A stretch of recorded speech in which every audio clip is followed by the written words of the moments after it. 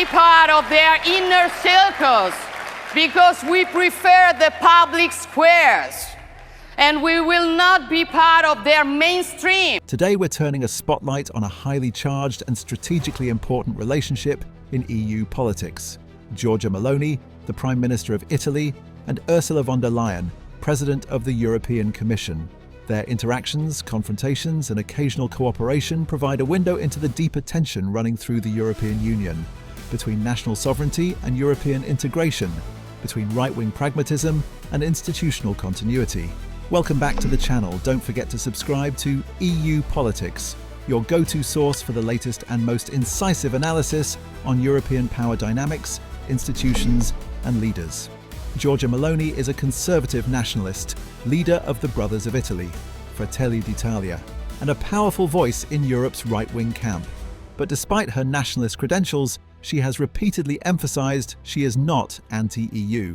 She wants a Europe that respects national identities, that does not force Italy to give up its political or fiscal autonomy.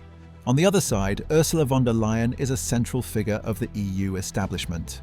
As Commission President, she heads the EU's executive, proposing legislation, managing major EU programs, and coordinating member states' policies. What makes their relationship so intriguing is this mixture of pragmatism and conflict. They are not merely rivals, they are strategic actors. Sometimes adversaries, sometimes reluctant partners. And in 2024 to 2025, that tension has intensified in several domains: institutional power, defense spending, EU funding, and geopolitical strategy. First, let's go back to a turning point: the allocation of top EU jobs after the 2024 European Parliament elections.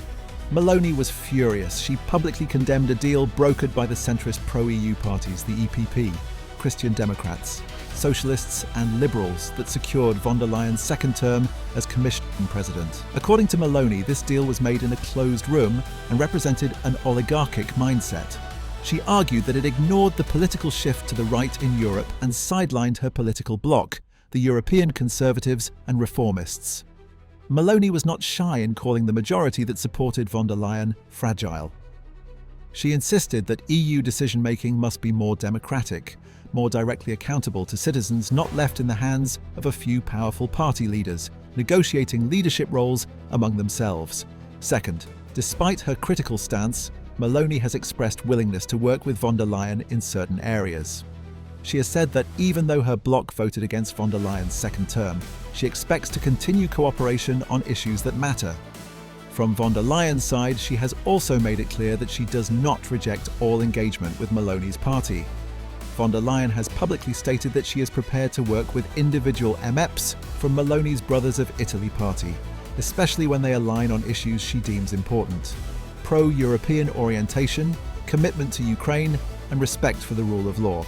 That doesn't mean full ideological alignment, far from it, but it's a recognition that political majorities in the EU are becoming more fluid, and that von der Leyen may need to expand her base to push through key initiatives.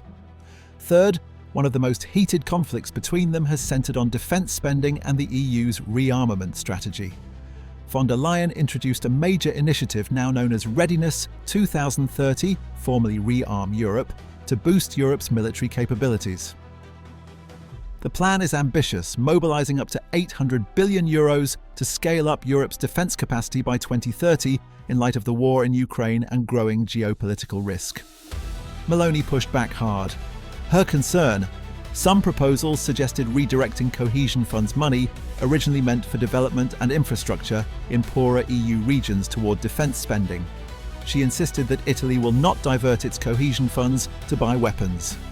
According to Meloni, these funds are too important for Italy's social and regional development. In Brussels, during a European Council summit, Meloni made her position very clear. Italy fought to exclude cohesion funds from being forcibly used for defence.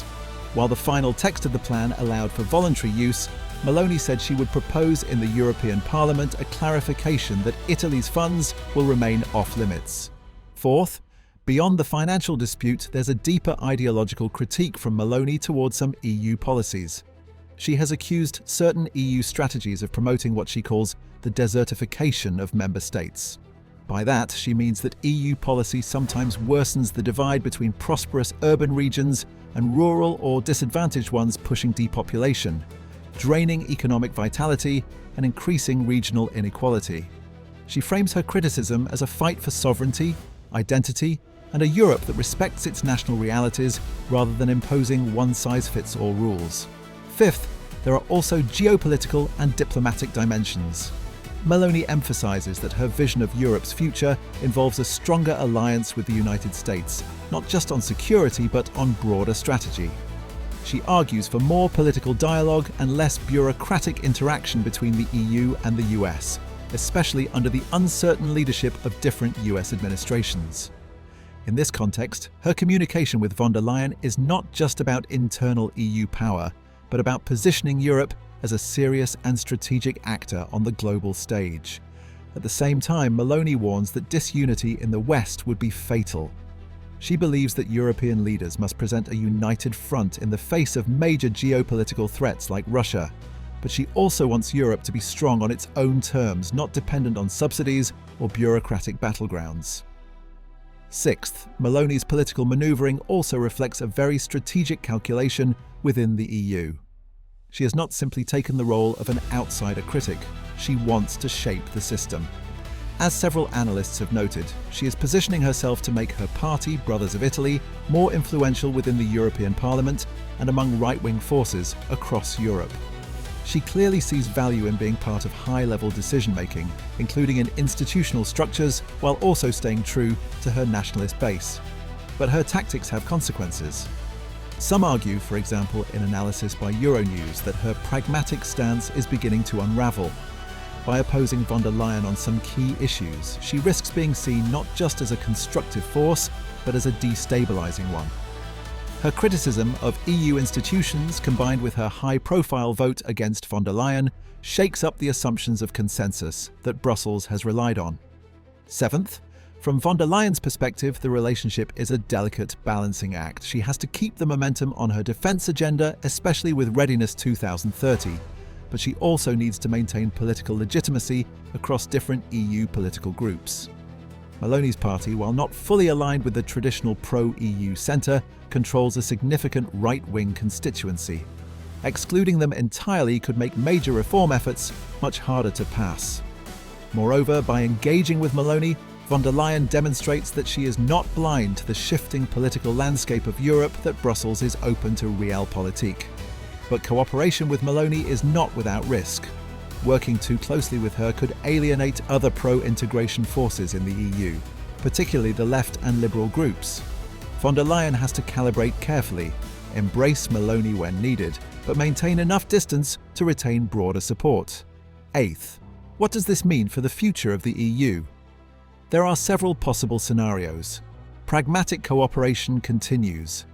Meloni and von der Leyen may continue to find common ground on strategic issues: Ukraine, defense procurement, transatlantic ties, while maintaining a formal distance on institutional and ideological questions. This would reflect a pragmatic Europe, where national interests are not entirely sacrificed to integration. Institutional tensions deepen. If Meloni pushes harder against directing cohesion funds to defence, or if she demands more control over key EU decision-making, we could see increased institutional friction. This could lead to political standoffs in the European Council or in the European Parliament. Realignment of right-wing powers. Meloni's influence could grow not just in Italy, but across the EU. If she can leverage her bloc effectively, she may become a kingmaker in future EU decisions, potentially shifting alliances among centre-right and right-wing parties. Geopolitical impact. On the international stage, the Meloni-von der Leyen dynamic could influence how Europe responds to Russia, China, and transatlantic pressures. A Europe that is militarily stronger but politically divided could be riskier. A Europe that unites around strategic autonomy might be more resilient. Ninth, this relationship underlines some of the biggest challenges currently facing the European Union: sovereignty versus integration. Meloni's pushback raises the question: how much control should national governments have over EU policy and funds, especially when it comes to big strategic initiatives like defence? Strategic autonomy, von der Leyen's readiness. 2030 plan is a bold bet on European defence, but it needs political and financial backing from member states. Meloni's resistance shows that not all EU leaders will automatically buy into a defence-first Europe. Legitimacy and representation. Meloni's critiques of oligarchic decision-making tap into a broader debate about democratic legitimacy in Brussels. Is EU power too centralised among a few leaders, or is that concentration necessary for efficiency?